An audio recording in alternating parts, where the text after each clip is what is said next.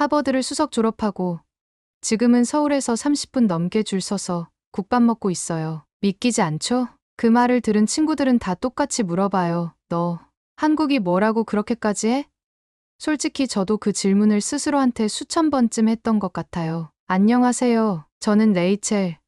미국 뉴저지에서 태어난 27살의 여성입니다. 저희 가족은 미국에서도 알아주는 상류층 가문이에요. 아버지는 글로벌 유통기업의 최고 경영자셨고, 어머니는 아이비리그 로스쿨에서 국제법을 가르치고 계셨어요. 저는 어릴 적부터 엘리트 코스를 밟아왔고, 20살에 하버드 대학교에 입학해 정치외교학을 전공했어요. 친구들은 저를 프린세스 오브 하버드라고 불렀고, 교수님들께도 기대를 한 몸에 받았어요. 당연히 졸업 후에는 유엔 산하의 인권 관련 NGO에 들어가서 전 세계를 누비며 경력을 쌓기 시작했죠. 그런 제게 한국이라는 나라는 사실 그렇게 크게 와닿지 않았어요. K-팝이나 김치, 한류 드라마 정도. 그저 동아시아의 한 국가 정도로만 알고 있었어요. 그러다 NGO 프로젝트의 일환으로 아시아 파견지 중 한 곳을 선택하라는 메일을 받았고, 저는 솔직히 이름이 가장 익숙한 한국을 고른 거예요. 그냥 잠깐 들렀다 가면 되는 줄 알았거든요. 처음 한국에 도착한 날, 공항에 내리자마자 저는 혼자 피식 웃었어요. 너무 체계적이고 깔끔해서 마치 SF 영화 속에 들어온 느낌이었거든요. 인천공항의 정돈된 분위기, 수많은 안내 표지판, 줄 하나 흐트러지지 않고 질서 정연하게 움직이는 사람들, 미국 공항에서는 상상도 못할 광경이었어요. 잠깐 여러분 그거 아세요? 여러분의 구독, 좋아요, 알림 설정은 저에게 가장 큰 힘이 됩니다. 클릭 한 번으로 제게 큰 힘을 주시길 바라요. 공항버스를 타고 강남의 숙소로 이동하는 동안 창밖을 멍하니 쳐다봤어요. 도시의 풍경은 서울이 처음인데도 이상하게 익숙했어요. 유럽과 아시아가 공존하는 듯한 고층 빌딩과 골목 사이사이의 작은 가게들, 그리고 무심하게 걸어다니는 사람들. 하지만 그 익숙함 속에서 느껴지는 묘한 다름이 제 호기심을 자극했어요. 그리고 사건은 도착 이틀째 일어났습니다. 서울 지하철을 처음 타던 날이었어요. 헷갈리는 노선도 때문에 한참을 플랫폼에서 헤매고 있었는데 어떤 중년 여성분이 저를 유심히 보시더니 다가오셨어요. 영어는 잘 못하시지만 손짓 발짓으로 어디 가느냐고 물으시고 직접 저를 데려다 주셨어요. 게다가 저보다 먼저 내리셔야 하는데도 끝까지 함께 가 주시고는 손을 흔들며 돌아가셨어요. 그 순간 미국에서는 느껴보지 못한 정이라는 감정을 처음 체험했어요. 미국 같았으면 다들 바쁘다고 무시하거나 모른 척했겠죠. 그 후로 저는 매일 한국의 작은 친절들에 감동하기 시작했어요. 편의점 아르바이트생이 환하게 인사해주고, 커피숍에선 계산 후 좋은 하루 되세요라는 말이 습관처럼 따라오고, 지하철에선 연세 지긋하신 분들이 자리를 양보받고 고개 숙여 감사 인사를 하세요. 물론 한국 생활이 마냥 쉬운 건 아니었어요. 언어도 낯설고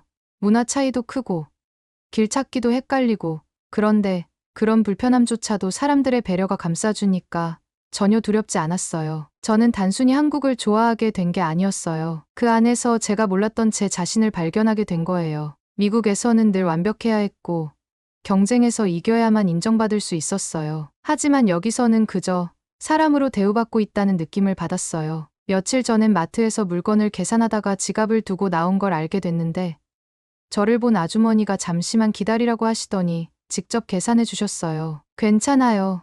그냥 좋은 일 하나 한 거예요라고 하시며 돌아서는데 진심으로 울컥했어요. 그날 밤 숙소로 돌아가 아버지에게 전화를 걸었어요. 아빠, 나 한국에 조금 더 있고 싶어요. 여긴 정말 생각보다 괜찮은 곳이에요. 하지만 아버지의 반응은 냉담했어요. 한국이 뭐라고? 그딴 나라에 빠져서 너 인생을 낭비하지 마. 그 말은 내게 깊은 질문으로 돌아왔어요. 정말 한국이 뭐길래?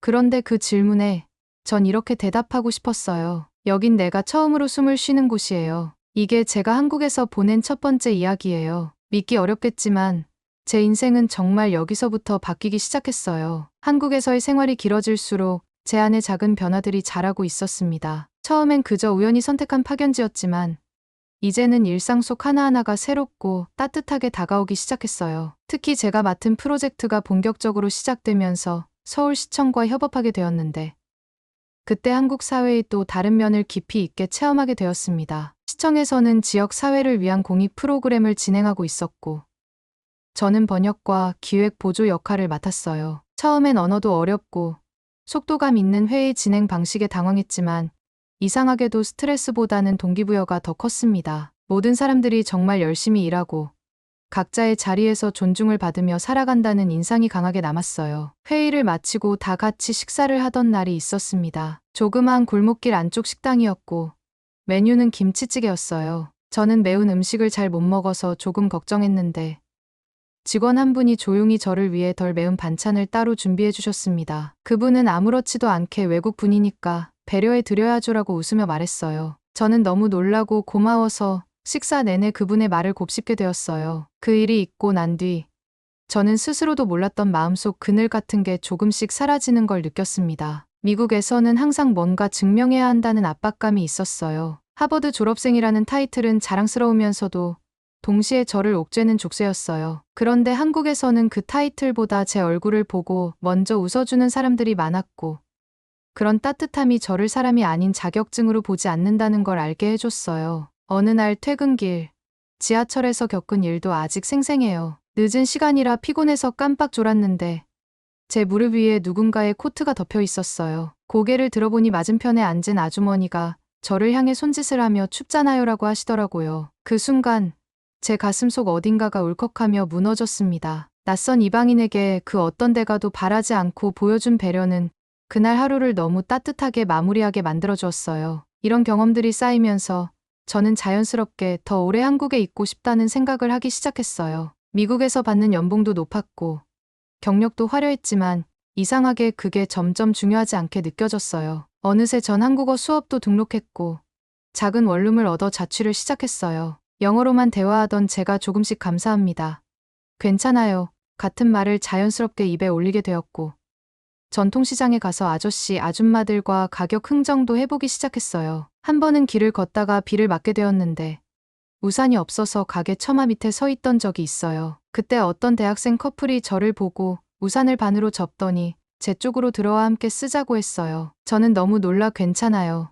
정말 괜찮아요라고 말했지만 그들은 끝까지 함께 걸어주었어요. 그 몇 분 동안 저는 이 도시가 왜 이렇게 따뜻한지, 왜 이 도시에 살고 싶어졌는지를 스스로에게 계속 되묻게 되었어요. 그 모든 순간들이 제 삶의 우선순위를 완전히 바꿔놓았어요. 미국에서의 성공, 부모님의 기대, 사회적 지위 같은 것들이 이제는 별로 중요하지 않게 느껴졌습니다. 오히려 매일 아침 눈을 떠서 따뜻한 국밥을 먹고 버스 안에서 할머니가 제게 주는 사탕을 받으며 출근하는 지금이 더 진짜 삶 같았어요. 하지만 가족에게는 아직 그 어떤 말도 하지 않았어요. 특히 아버지에게는 저는 너무 잘 알고 있었거든요. 그분에게 한국은 아시아의 작은 나라일 뿐이고 제가 거기서 느낀 감동은 잠시뿐이라고 생각하실 테니까요. 하지만 제 마음은 조금씩 그리고 아주 확고하게 한국이라는 이 땅에 뿌리를 내리고 있었어요. 어쩌면 저는 미국에서 가장 많은 걸 누렸지만 한국에서야말로 진짜로 살아간다는 느낌을 받고 있었는지도 몰라요. 주변 사람들은 제가 왜 이 나라에 남고 싶은지 궁금해하지만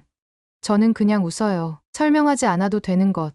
그것이 진짜 마음이라는 걸 알게 되었거든요. 한국에서 지낸 지 5달쯤 되었을 때 저는 인생에서 처음으로 길을 바꾸겠다는 결심을 하게 되었어요. 그 전까지는 한국이 좋다, 따뜻하다, 정이 있다 같은 생각만 가지고 있었고 막연히 조금 더 머물고 싶다는 마음뿐이었어요. 하지만 그 시점부터는 한국에서 살겠다는 마음이 점점 선명해졌고 결국 제가 진짜 원하는 삶이 무엇인지에 대해 정면으로 마주하게 되었어요. 그 무렵 저는 서울에 있는 한 재단의 자문위원 역할을 맡고 있었는데 소외계층 청소년을 위한 문화 프로젝트를 기획하고 있었어요. 여러 지역 학교를 다니며 아이들을 만났고 다양한 예술 교육을 함께 준비했죠. 하루는 경기도 외곽의 중학교에 방문해서 미술 수업을 진행한 적이 있어요. 저는 그날 아주 작은 사건 하나에 마음이 크게 흔들렸습니다. 그 수업엔 조용하고 내성적인 남학생이 있었어요. 말도 거의 없고 항상 눈치를 보며 행동하는 친구였는데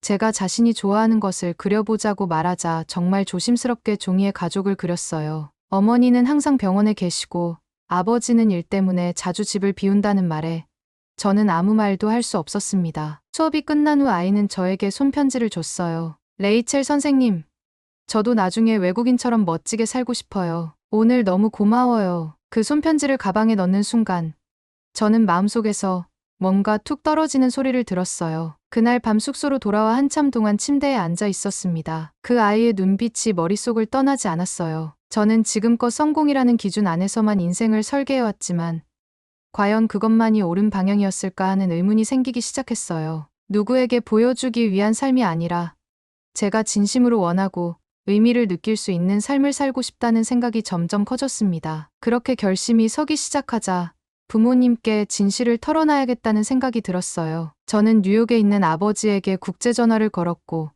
평소와 다르게 단도직입적으로 말했습니다. 아빠, 나 한국에서 정식으로 일하고 여기에 정착하고 싶어요. 여긴 생각보다 훨씬 더 의미 있는 일이 많고 나는 이곳에서 정말 숨 쉬는 기분이에요. 아버지는 한동안 말이 없었습니다. 그리고 이어진 대답은 너무도 예상했던 말이었어요. 한국이 뭐라고 내 인생을 그렇게 쉽게 접으려고 하니.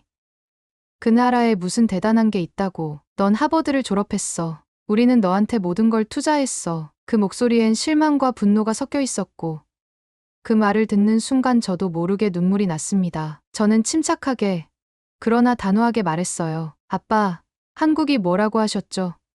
저한텐 여기서 처음으로 제가 인간답게 살아간다는 느낌을 받았어요. 경쟁이나 성과가 아니라 사람과 사람 사이의 관계에서 따뜻함을 느낄 수 있었고요. 지금까지는 제가 만든 성취 위에서 살았지만 지금은 저를 진심으로 아껴주는 사람들 속에서 살아가고 있어요. 그날 이후 아버지는 저와의 연락을 끊었습니다. 어머니는 몇 번 연락을 시도하셨지만 결국엔 이렇게 말하셨어요. 너무 실망이야.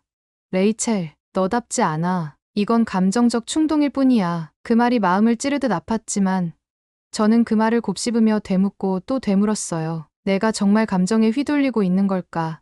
아니면 오히려 이제야 진짜 내 마음을 들여다보고 있는 걸까? 며칠 뒤 저는 병원에 가게 되었어요. 감기에 걸린 것도 있었지만 마음이 너무 복잡했기 때문이었어요. 병원 접수대에서 제 발음을 잘 못 알아듣던 간호사가 다시 한번 웃으면서 제게 차트를 넘겨주며 천천히 괜찮아요라고 말했어요. 그리고 진료실에 들어갔을 땐 의사 선생님이 제 얘기를 끝까지 들어주시고는 마지막에 한국 생활 힘드시죠?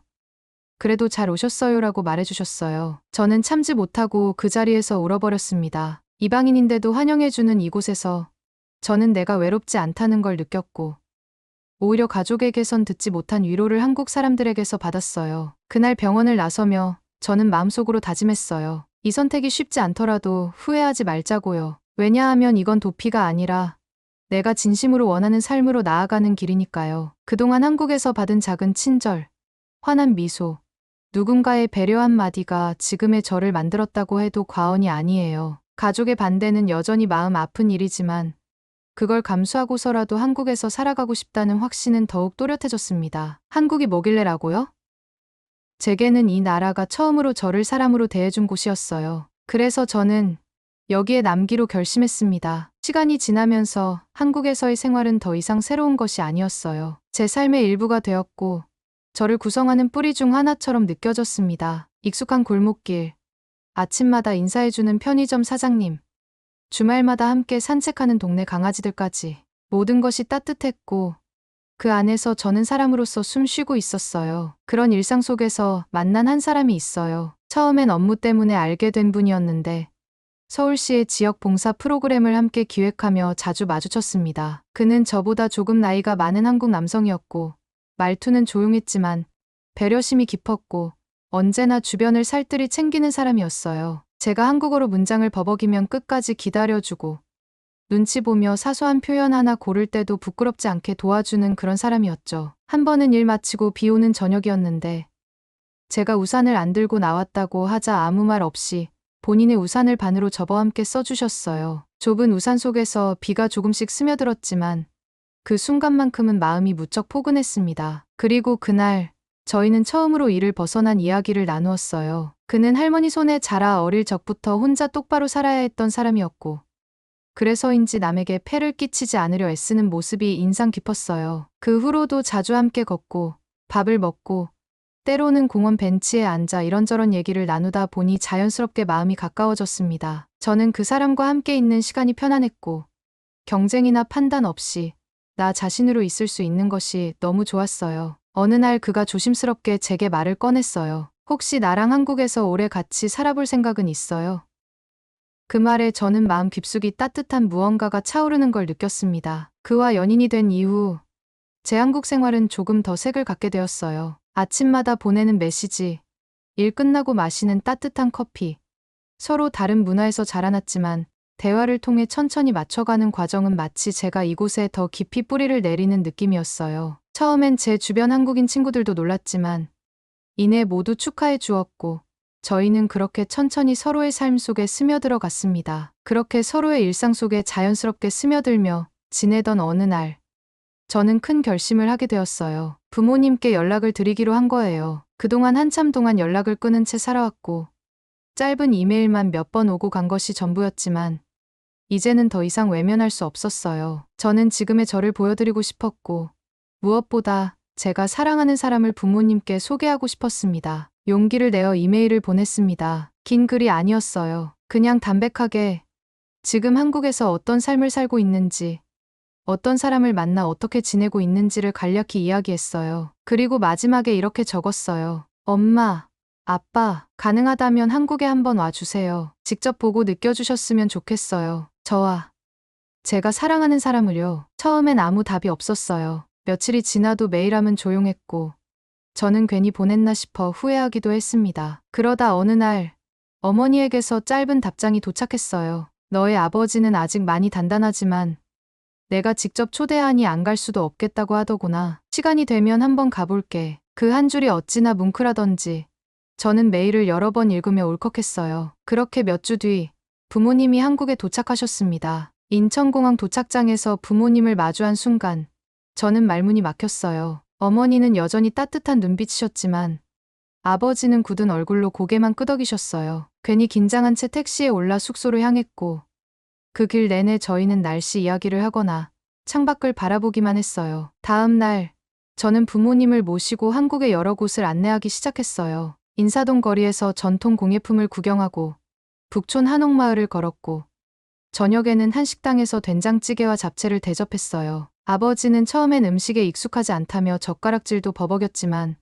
어느 순간부터는 조용히 국물까지 다 드셨습니다. 어머니는 작은 그릇에 반찬이 조금씩 나오는 것이 무척 마음에 든다며 연신 사진을 찍으셨어요. 그날 저녁 부모님을 제 연인이 있는 곳으로 모셨습니다. 저는 심장이 뛰는 걸 느끼며 조심스럽게 그를 소개했어요. 그는 정중하게 인사드렸고 자신의 일을 간단히 소개하며 서툰 영어로 천천히 대화를 이어갔어요. 아버지는 처음엔 고개만 끄덕이셨지만 그가 어머니께 물을 따라드리고 아버지께는 직접 가져온 작은 선물을 건네며 저를 이해해 주시지 않아도 괜찮습니다. 하지만 저는 네이체를 진심으로 아끼고 있습니다라고 말했을 때 아버지의 눈빛이 아주 조금 부드러워졌어요. 이틀 뒤에는 부모님과 함께 서울의 망원시장에 갔습니다. 평소 제가 자주 가는 곳이었고 한국의 소박한 정서를 가장 잘 느낄 수 있는 장소이기도 했어요. 시장 입구를 지나자마자 구수한 기름 냄새와 고소한 어묵 국물 향기가 코끝을 간지렸고 아버지는 두리번거리며 익숙지 않은 풍경을 조용히 눈에 담고 있었어요. 어머니는 반짝거리는 반찬 가게 유리창에 비친 각종 색색의 나물들을 보며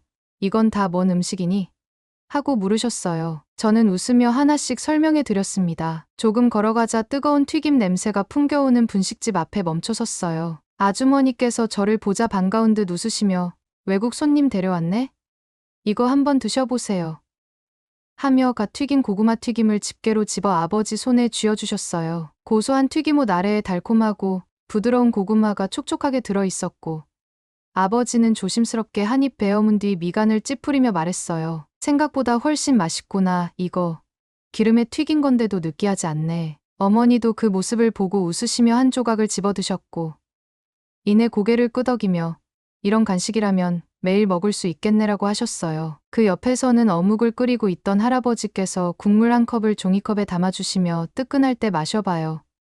몸에 좋아요라고 하셨습니다. 아버지는 망설이다가 한 모금 마셨고 그 순간 눈이 동그래졌어요. 이거 굉장히 부드럽고 짜지 않네. 시원한 느낌이야. 어묵은 다랑어와 다시마 육수에 오래 끓인 전통 스타일이었는데 국물에서 나오는 감칠맛이 깊고도 맑았어요. 저는 그 모습을 보며 입꼬리가 저절로 올라갔습니다. 어머니는 또 다른 분식 가게에서 떡볶이 앞에 멈춰 섰어요. 빨갛게 윤기나는 양념에 굵직한 떡이 담겨 있었고 사장님이 안 매운 버전도 있어요. 한입 해보세요라며 작은 종이컵에 담아 건네주셨어요. 어머니는 조심스럽게 포크로 떡 하나를 들어 한 입에 넣었고 이내 눈을 크게 뜨며 어머, 이건 달달하면서도 매콤한데 기분 좋은 매움이네라고 하셨어요. 그리고 나서 연신 이런 걸 도대체 왜 이제야 알게 된 걸까 하며 감탄하셨습니다. 시장 한가운데에선 전통 방식으로 만든 호떡을 굽고 있었는데 반죽을 철판 위에서 지글지글 누르며 익히는 모습을 본 아버지는 그 자리에 멈춰섰어요. 이건 뭐냐? 라고 물으셨고 저는 안에 흑설탕과 견과류가 들어간 한국식 간식이에요 라고 설명했죠. 아버지는 그 자리에서 각 구운 호떡을 사서 반으로 나눠 어머니와 나누어 드셨어요. 따뜻한 반죽 속에서 흐르는 달콤한 시럽이 입안 가득 퍼지자 두 분 다 아무 말 없이 고개만 끄덕였어요. 그 눈빛엔 만족감이 가득했죠. 시장을 나설 즈음 어머니가 조용히 제게 속삭였어요. 여긴 모든 게 살아있네. 그냥 물건을 파는 게 아니라 사람들 마음을 파는 것 같아. 저는 그 말에 갑자기 코끝이 찡해졌어요. 단지 한 끼 음식을 먹고 난 감상이 아니라 한국이라는 이 나라에서 느껴지는 따뜻함을 이제 부모님도 조금씩 받아들이고 있다는 걸 느낄 수 있었기 때문이었어요. 그날 밤 저희는 근처 한옥식 전통 찻집에 들러 유자차를 마시며 하루를 마무리했어요. 아버지는 말수가 적었지만 차를 홀짝이던 중 조용히 이런 말을 꺼내셨어요. 이런 나라도 있었구나. 내가 왜 여기서 살고 싶어 했는지 이제 조금은 알 것 같다. 그 한마디는 저에게 어떤 긴 연설보다 더 큰 의미였어요. 그렇게 시장에서의 작은 음식 한 조각이 가족의 벽을 허무는데 결정적인 역할을 해줬어요. 그리고 저는 다시금 확신할 수 있었어요. 이 나라의 음식은 단순히 맛있는 걸 넘어서 사람과 사람 사이를 연결하는 진짜 정이라는 거요. 다음 날 저녁, 저희는 집에서 간단한 저녁 식사를 준비했어요. 제 남자친구가 부모님을 위해 직접 요리를 하겠다고 나선 거예요. 평소 요리하는 모습을 자주 봤지만 그날은 유난히 진지했어요. 그는 제 부모님이 입맛에 맞을 만한 한식을 고민하다가 갈비찜과 잡채, 나박김치를 직접 준비했어요. 아버지는 식탁에 앉아 조용히 요리를 바라보며 직접 만든 거라고? 하고 물었고 그는 고개를 끄덕이며 웃었어요. 네. 어르신 드시기 편하게 간도 많이 줄였어요. 입에 맞으실지 모르겠네요. 그러자 아버지가 젓가락으로 갈비찜을 조심스럽게 집어 한 입 드셨고 이내 고개를 끄덕이며 말했어요. 부드럽고 맛있구나. 뼈에서 고기가 술술 빠지네. 어머니도 잡채를 드시고선 면이 불지 않고 탱글탱글하네. 이거 정말 혼자 만든 거야? 하시며 감탄하셨어요. 저희는 그날 식탁에서 오랜만에 웃음소리와 따뜻한 대화가 오가는 걸 느꼈고 식사를 마치고 아버지는 제 남자친구에게 술잔을 건네며 말했어요. 고맙소. 우리 딸을 이렇게 웃게 만들어줘서. 그 짧은 술잔 한 번이 서로의 벽을 허무는 순간이었어요. 제 마음속에 있던 무거운 돌 하나가 스르르 굴러내리는 소리가 들리는 것 같았어요. 그리고 그날 이후 아버지는 그를 자네라고 부르기 시작하셨어요. 그 작은 호칭의 변화는 아주 커다란 신뢰의 시작이었습니다. 그러다 아버지가 천천히 입을 열었어요. 이 나라가 내가 말한 만큼 나쁘진 않구나. 그 말을 들었을 때 저는 마음 한쪽이 따뜻해졌어요. 아직 완전히 마음을 여신 것은 아니었지만 적어도 지금 이 순간을 통해 무언가가 조금은 바뀌고 있다는 걸 느꼈습니다. 어머니는 돌아가는 날 공항에서 제 손을 잡으며 말했어요. 너 지금 참 편안해 보여서 안심된다. 그리고 내 곁에 있는 그 사람 참 예의 바르고 진중한 사람이더라. 부모님이 돌아가신 뒤 저는 다시 일상으로 돌아왔어요. 하지만 그 이후로는 부모님과의 매일이 조금 더 길어졌고 가끔은 영상통화도 하게 되었어요. 아버지와도 아직은 서먹하지만 그날 한강에서 나눈 그 짧은 말 한마디가 모든 걸 시작하게 해주었어요. 이제는 그 누구의 이해를 구하지 않아도 괜찮다고 생각했지만 가족과 다시 연결된 지금의 제 삶은 훨씬 더 단단하고 따뜻해졌어요. 그리고 저는 매일 아침 그 사람과 함께 걷는 길에서 미소 지어요. 이 모든 선택이 옳았다고, 지금의 제가 진심으로 살아가고 있다고 조용히 마음속으로 말하면서요. 오늘의 이야기는 여기까지입니다. 오늘의 사연이 마음에 드셨다면 구독, 좋아요 부탁드리겠습니다. 소중한 시간 긴 이야기 끝까지 들어주셔서 진심으로 감사합니다. 앞으로도 더 좋은 사연으로 여러분을 찾아오겠습니다. 시청해 주셔서 감사합니다. 딸 없는 걸로 하자고? 진심으로 그 말을 들었을 때 심장이 쿵 하고 내려앉았어요. 안녕하세요. 저는 클라라라고 합니다. 27이고요.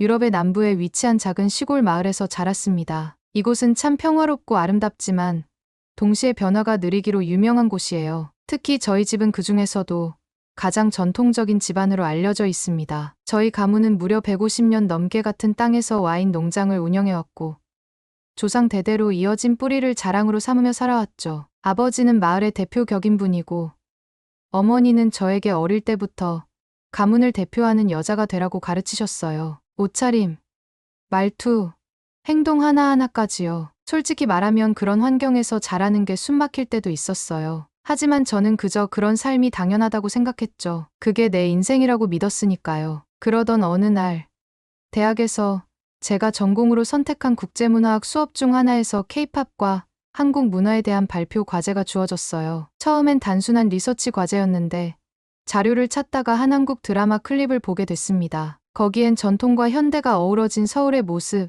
사람들의 예의 바른 태도, 그리고 정서적인 장면들이 인상 깊게 담겨 있었어요. 왠지 모르게 마음이 이끌렸어요. 그때부터 저는 혼자 한글을 배우기 시작했고 한국 요리 영상을 보며 김치볶음밥도 만들어 봤습니다. 방학이 다가오자 저는 직접 한국 문화를 더 깊게 알아보고 싶다는 생각에 학교의 국제교류 프로그램에 지원하게 되었어요. 다행히 소규모 프로젝트가 있었고 유럽 내 여러 대학에 있는 한국 유학생들과 각국의 문화를 공유하는 교류 모임이 있었죠. 바로 그 자리에서 현우를 처음 만났습니다. 그는 한국에서 온 유학생이었고 전공은 도시계획이었어요. 정중하고 말할 때 항상 사람의 눈을 바라보며 무엇보다 진심이 느껴지는 사람이었죠. 처음엔 단순한 파트너였어요. 저는 프랑스와 스페인 문화에 대해, 그는 서울과 한국의 전통 문화에 대해 발표를 준비했어요. 함께 도서관에서 자료를 찾고 발표 연습을 하면서 우리는 많은 이야기를 나눴어요. 그는 말했죠.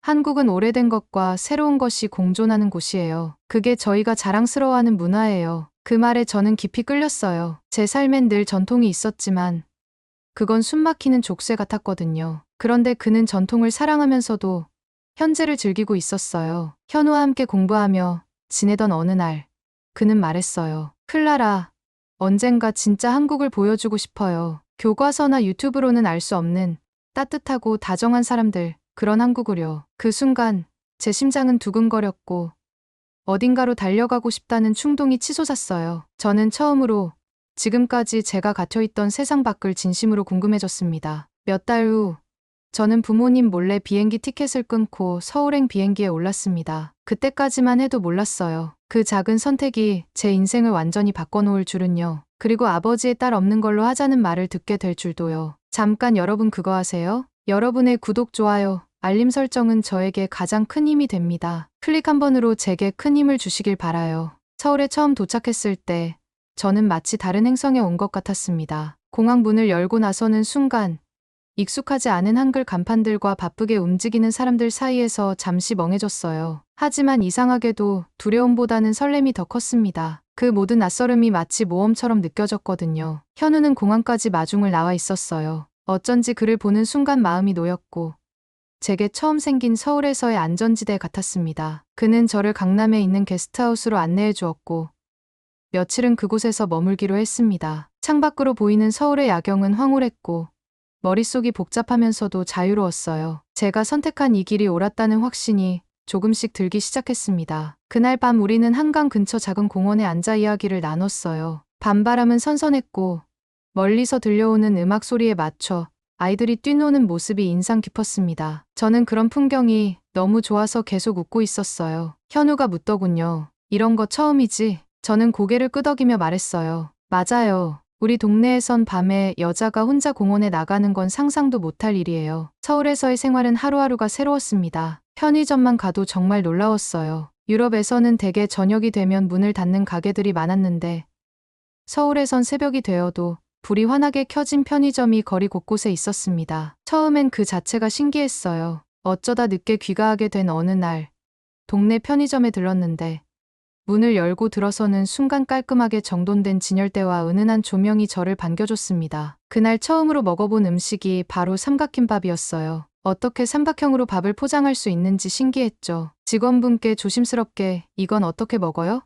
라고 묻자 젊은 아르바이트생이 웃으면서 친절하게 포장지를 어떻게 벗겨야 하는지 직접 보여줬어요. 여기 숫자 순서대로 뜯으시면 돼요. 그의 설명대로 포장을 벗기니 김이 바삭한 상태로 밥을 감싸고 있더라고요. 따뜻한 국물이 먹고 싶어 즉석 컵라면도 하나 샀는데 전자레인지에 데우는 것부터 물을 붓는 것까지 설명이 다 적혀 있어서 혼자서도 금방 해낼 수 있었습니다. 또 다른 날엔 편의점 투어라는 걸 한다는 현우의 말을 듣고 둘이서 재미삼아 근처 편의점 몇 군데를 돌았어요. 각기 다른 매장에서 지역 한정 상품이나 색다른 도시락, 계절 한정 간식들을 맛보는 게 요즘 유행이라는 말에 깜짝 놀랐습니다. 저희는 치즈가 듬뿍 들어간 불달볶음면, 떡볶이컵, 마카롱, 편의점용 미니 케이크까지 정말 다양하게 사서 작은 피크닉처럼 즐겼어요. 현우는 편의점에서 파는 고구마 라떼를 특히 좋아했는데 저는 호기심에 붕어빵 아이스크림을 사봤고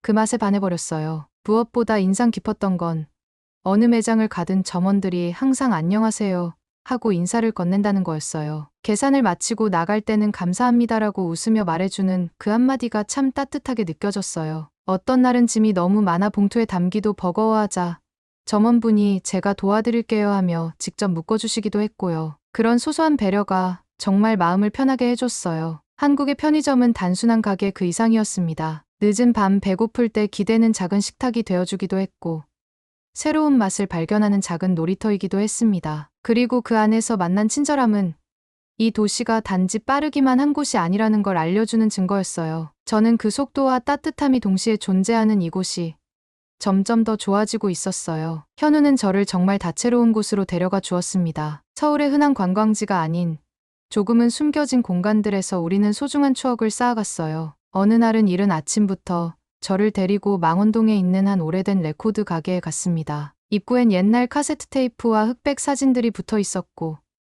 가게 안에서는 옛 한국 가요가 잔잔하게 흘러나오고 있었어요. 그곳에서 현우는 조용히 한 장의 바이닐판을 꺼내며 말했어요. 이건 내가 어릴 때 아빠가 자주 틀어주시던 노래야. 들으면 마음이 차분해져. 둘이 나란히 턴테이블 앞에 앉아 음악을 들었는데 가사도 알아듣지 못하는 한국 노래가 제 마음을 묘하게 울렸습니다. 마치 그 음악이 지금 제 감정을 대변해주는 듯했어요. 말로 설명할 수 없는 따뜻함이 있었습니다. 또 한 번은 비 오는 날이었는데 현우가 아무 말 없이 저를 서울 도심에 있는 한 서점 겸 카페로 데려갔어요. 그곳은 책이 벽처럼 쌓여 있었고 손님들은 다들 조용히 책을 읽거나 창밖의 비를 바라보고 있었어요. 우리는 창가 자리에 앉아 한국의 시집을 함께 넘겨봤는데 저는 현우가 소리 내어 읽어준 어느 시구의 마음을 빼앗겼어요. 그대가 눈을 감으면 내가 세상을 다 본 듯합니다. 저는 그 말이 아름답다며 적어두었고 나중에 그 문장을 캘리그래피로 적어 액자로 만들어 현우에게 선물하기도 했습니다. 조금 더 활동적인 날에는 물레창작촌이라는 곳에도 갔어요. 낡은 공장 건물 사이에 젊은 예술가들의 작업실과 갤러리, 작은 카페들이 숨겨져 있는 곳이었어요. 벽마다 그려진 그래피티, 쇠냄새 나는 골목, 그리고 어딘가에서 들려오는 기타 소리까지. 그곳에선 모든 게 살아 움직이는 듯했어요. 현우는 작은 공방에 들어가서 직접 흙으로 머그컵을 빚어보는 체험을 신청해줬고 우리는 서로에게 줄 커피컵을 만들었어요. 제 컵은 조금 울퉁불퉁했지만 현우는 이게 오히려 클라라스러워라며 정말 기뻐했어요. 무엇보다 기억에 남는 건 청파동 골목의 아주 작은 필름 사진관이었어요. 문을 열자 아날로그 필름 카메라들이 가지런히 진열되어 있었고 낡은 벽에는 손님들이 찍은 오래된 사진들이 가득 붙어 있었어요. 우리는 그곳에서 즉석 필름 사진을 찍었고 결과물이 나올 때까지 가게 한편의 작은 테이블에 앉아 주인 아저씨와 이야기를 나눴습니다. 두 분은 연인이에요? 네, 곧 결혼할 거예요. 좋아요. 이런 사랑이 오래 가야 해요. 사진처럼 흔들려도 남는 게 진짜예요. 그 말을 들은 순간 저는 괜히 코끝이 찡해졌습니다. 낯선 도시에서 낯선 이의 말이 제 마음을 울리는 건 처음이었어요. 이런 소소한 순간들이 쌓이면서 저는 점점 더 한국이라는 나라에 마음을 열게 되었고 현우와의 인연을 더욱 특별하게 느끼게 되었어요. 서울은 단지 높은 빌딩과 화려한 조명이 있는 곳이 아니라 골목 하나하나에 따뜻한 이야기가 숨어있는 도시였고 그 속에서 저희는 하나씩 서로를 더 깊이 이해하게 되었어요. 어느 날은 현우의 부모님을 만나게 되었어요. 그날은 유난히 떨렸습니다. 외국인 며느리를 어떻게 받아들이실까 걱정이 많았거든요. 하지만 그 걱정은 기우였어요. 어머니는 제가 준비한 조그마한 와인을 받고 환하게 웃으시며 이렇게 말씀하셨어요. 이걸 어떻게 알아봤어요?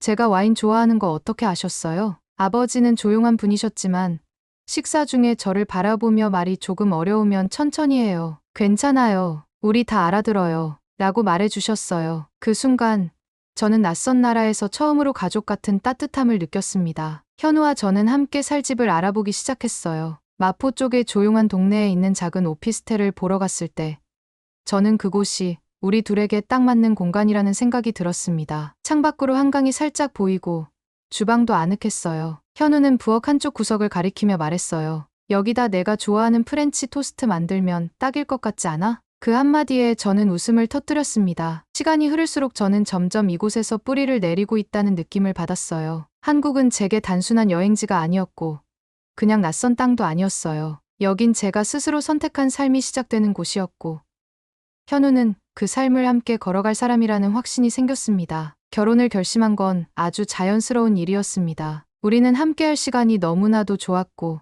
서로를 존중하며 아껴주었거든요. 그래서 저는 다시 고향으로 돌아가 부모님께 말씀드리기로 했어요. 제 삶의 가장 중요한 결정을 그들에게도 알리고 싶었으니까요. 하지만 제가 예상하지 못했던 건 그 결정이 제 가족에게는 마치 천둥번개 같은 충격이었다는 사실이었습니다. 아버지는 식탁을 치며 자리에서 벌떡 일어났고 어머니는 그게 무슨 말이니 농담이지 라며 믿지 못하는 표정이었어요. 저는 침착하게 말하려 했지만 아버지는 단호했어요. 우리 집안에 그런 일은 없어. 가문의 명예를 생각해라. 그날 밤 저는 방에 들어와 가방을 다시 열어보며 생각했어요. 한국에서의 날들, 현우와의 이야기, 서울의 밤 공기, 그리고 그 모든 기억이 지금 이 순간 제게 얼마나 소중한지 깨달았습니다. 아무리 생각해도 물러설 수 없었습니다. 저는 저 자신으로 살기로 결심한 사람이었고 그 삶은 한국에서 시작되었으니까요. 그렇게 저는 다시 떠날 준비를 했습니다. 사랑하는 사람과 사랑하게 된 나라로 돌아가기 위해서요. 결혼식 날짜가 다가올수록 마음이 복잡해졌습니다. 한국에서의 삶은 정말 만족스러웠고 현우와 함께하는 매일은 평화롭고 따뜻했지만 가끔씩 떠오르는 가족의 얼굴이 저를 괴롭혔어요. 고향을 떠나오기 전 마지막으로 보았던 아버지의 단단하게 굳은 눈빛, 말없이 등을 돌리던 어머니의 모습이 자꾸만 생각났습니다. 딸 없는 걸로 하자는 그 말은 시간이 지나도 선명하게 남아 가슴을 짓눌렀습니다. 현우는 제 마음을 누구보다 잘 이해해 주었습니다. 그는 말없이 제 손을 잡아주었고 밤이면 조용히 음악을 틀어 저를 안아주곤 했어요. 저희는 함께 결혼식을 준비하며 작은 기쁨들을 모아 나갔습니다. 드레스 고르기, 청첩장 디자인, 하객 리스트까지 어느 것 하나 허투루 하지 않으려 노력했어요. 우리는 단순한 결혼식을 하고 싶은 게 아니라 우리의 사랑을 진심으로 보여줄 수 있는 순간을 만들고 싶었거든요. 결혼식을 열기로 한 장소는 한옥을 개조한 작은 예식장이었습니다. 서울 외곽에 위치한 조용한 곳이었고 전통과 현대가 조화롭게 어우러지는 아름다운 장소였어요. 저는 이곳에서 부모님이 오시기를 바라는 마음으로 한국 전통 혼례를 일부 포함시켰습니다. 어쩌면 그런 형식이 부모님께 조금이라도 마음을 열 수 있는 기회가 되지 않을까 기대했어요. 하지만 아무리 생각해도 부모님께서 이 결혼을 축복해 주실 가능성은 희박했습니다. 저는 마지막으로 편지를 써보기로 했습니다. 전화를 하거나 이메일을 보내는 건 마음을 전하기엔 너무 차가워 보였거든요. 손으로 꾹꾹 눌러 쓴 편지에는 솔직한 마음을 담았습니다. 아버지와 어머니께 제가 왜 이런 선택을 하게 되었는지, 그리고 한국에서 얼마나 따뜻한 사람들과 함께 지내고 있는지를 정성스럽게 썼어요. 혹시 모르니 결혼식 초대장도 함께 넣었습니다. 며칠 뒤 예상대로 답장은 오지 않았습니다. 그저 무소식이었어요. 저는 조금씩 체념했고 그냥 나만의 결혼식이 될 수도 있겠구나라고 생각하며 마음을 다잡았습니다. 그러던 중 결혼식 전날 밤, 현우는 갑자기 제게 말을 걸었습니다. 혹시 모르니까 내일 좀 일찍 예식장 가자. 너 준비도 해야 하고 사진도 미리 찍어두면 좋잖아. 저는 고개를 끄덕였고 다음 날 새벽부터 서둘러 움직였습니다. 예식장에 도착했을 땐 아무도 없었어요. 저희는 준비를 하면서 예식장 구석구석을 둘러보았어요. 고요한 분위기 속에서 저는 떨리는 마음을 진정시키려 깊은 숨을 몇 번이나 내쉬었습니다. 그런데 준비를 거의 마쳤을 즈음 누군가 예식장 문 앞에 서 있는 것이 보였습니다. 낯익은 실루엣이었습니다. 저는 순간 멈춰 섰어요. 심장이 터질 것처럼 뛰었고 입에서는 어떤 말도 나오지 않았습니다. 그곳에는 아버지가 서 계셨어요. 정장을 입고 손에 작은 여행 가방 하나를 들고 말없이 저를 바라보며 서 있었습니다. 제 눈은 순식간에 붉어졌고 다리에 힘이 풀릴 것 같았어요. 천천히 다가오시는 아버지의 발걸음이 어찌나 무겁게 느껴졌는지 모르겠습니다. 그분의 얼굴엔 오래된 자책과 후회가 뒤섞여 있었어요. 클라라, 그 한마디에 저는 참아왔던 눈물이 왈칵 쏟아졌습니다. 아버지는 저를 바라보며 말했습니다. 내가 너무 늦은 건 아니지? 저는 고개를 젓기만 했어요. 어떤 말도 그 순간을 설명할 수 없었습니다. 그날 아버지는 처음으로 현우와 악수를 했습니다. 자네가 내 딸을 진심으로 아껴준다고 믿어도 되겠나? 현우는 고개를 깊이 숙이며 말했어요. 평생 책임지겠습니다. 예식은 예정대로 진행되었습니다. 아버지는 조용히 저를 입장까지 함께 이끌어 주었고, 저는 그 손을 잡으며 너무도 복잡한 감정에 울컥했어요. 잔잔한 음악이 흐르고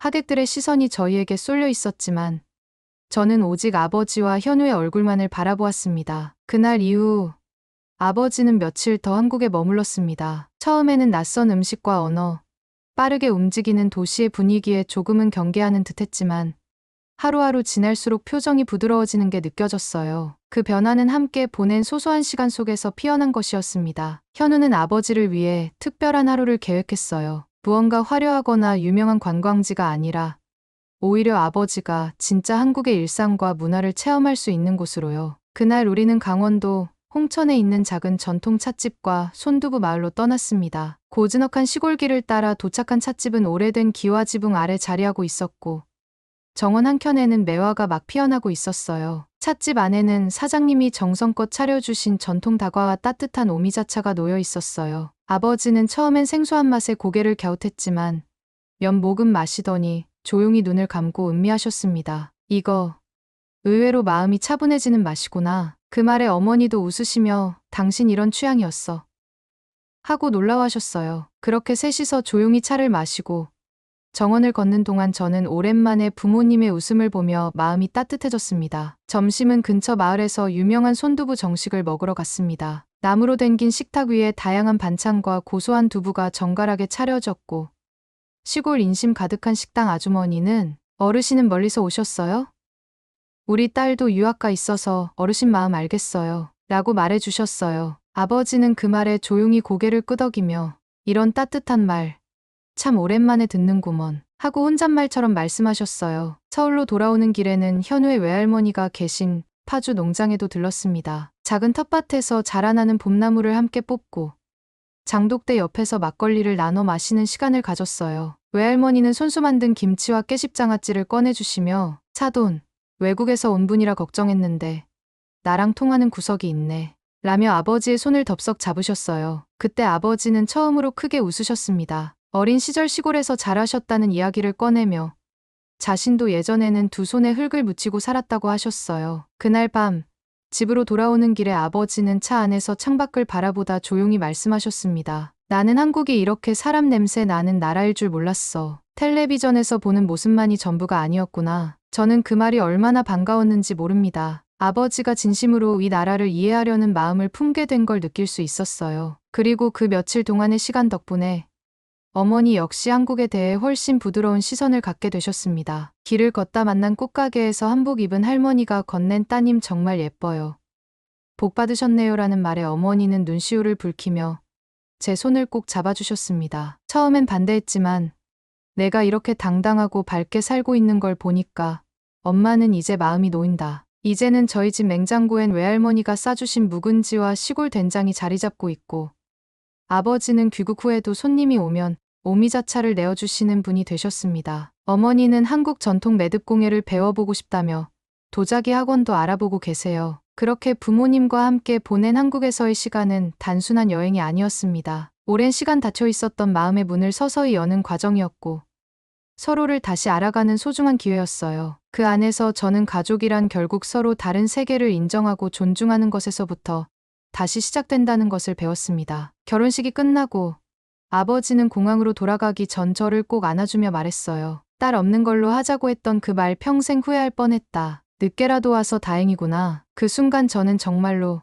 한국이라는 이 땅에서 새로운 인생을 시작하길 잘했다고 생각했습니다. 그리고 그 길 위에 아버지가 함께 해준 것이 무엇보다 큰 선물 같았습니다. 결혼식이 끝난 다음 날 아침 창문 밖으로 따뜻한 햇살이 쏟아지고 있었습니다. 긴장과 감동이 뒤섞였던 하루가 지나고 조용해진 신혼집 거실에 앉아 커피를 마시며 저는 지난 며칠을 천천히 곱씹어 보았습니다. 어쩌면 한 편의 영화 같았던 시간이었어요. 익숙했던 세계에서 벗어나 낯선 땅에 뿌리를 내리고 가족과의 단절을 감수하며 선택한 사랑, 그리고 다시 이어진 가족의 끈. 이 모든 것이 현실이라는 게 믿기지 않았습니다. 현우는 늦게까지 손님들을 배웅하느라 피곤했는지 아직 자고 있었고, 저는 조용히 앨범을 꺼내어 결혼식 사진들을 하나씩 넘겨보았습니다. 한복을 곱게 차려입은 저와 현우, 환하게 웃고 있는 양가 부모님의 모습, 그리고 우리가 서로를 바라보며 눈을 맞추던 순간까지. 그 중에서도 가장 마음을 울렸던 건 아버지가 저를 입장시키며 잡았던 손의 사진이었습니다. 아무 말도 없었지만 그 손엔 지난 세월 동안 표현하지 못했던 사랑과 용서, 이해가 모두 담겨 있었던 것 같았어요. 며칠 뒤 아버지는 고향으로 돌아가기 전 저와 하루 종일 함께 시간을 보내고 싶다고 하셨습니다. 현우는 기꺼이 자리를 비켜주었고, 저는 아버지를 모시고 서울 곳곳을 다니며 한국을 조금 더 소개해드렸습니다. 인사동에서 도자기를 구경하고 북촌 한옥마을을 걸으며 조용한 대화를 나누었습니다. 여기, 내가 살고 있는 이 도시는 생각보다 훨씬 깊이가 있구나. 아버지의 이 한마디가 얼마나 가슴을 울렸는지 몰라요. 전통과 현대가 공존하는 서울의 풍경은 아버지께도 점점 익숙해지고 있었습니다. 저녁 무렵, 우리는 작은 식당에 들어갔습니다. 따뜻한 된장찌개와 고등어 조림이 나왔고, 아버지는 생전 처음 먹어보는 음식이라며 흥미롭게 젓가락을 들었습니다. 저는 조심스럽게 여쭈었습니다. 아빠, 한국 음식 괜찮으세요? 그는 씹던 고등어를 삼키며 고개를 끄덕였어요. 솔직히 말하면 생각보다 훨씬 맛있다. 고향 음식과는 다르지만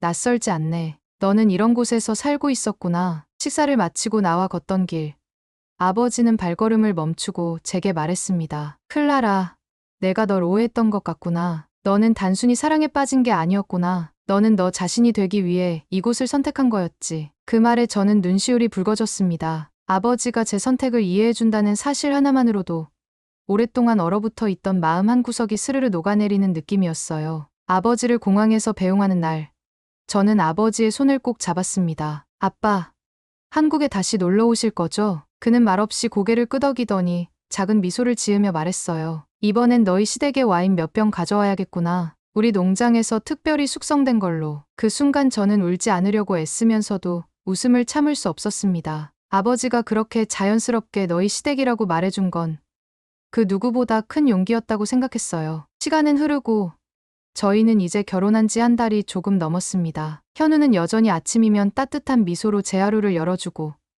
저는 서울에서의 삶에 완전히 익숙해졌어요. 시장에서 장을 보고 동네 아이들과 인사를 나누며 가끔은 전철 안에서 케이팝을 듣기도 합니다. 낯설던 이 도시는 이제 저희 집이 되었고 저희 세계가 되었습니다. 며칠 전엔 고향 친구에게서 편지가 왔습니다. 마을 사람들 사이에서 제 이야기가 퍼졌다고 하더라고요. 처음엔 걱정했지만 편지에는 따뜻한 말들이 가득했어요. 클라라, 넌 늘 용기 있는 아이였어. 우리는 내가 어디에 있든 응원해. 그 말을 읽으며 저는 다시 한번 생각했습니다. 인생은 우리가 예상한 길만 있는 게 아니라고요. 때로는 낯선 길을 선택해야만 진짜 나를 만날 수 있다는 걸.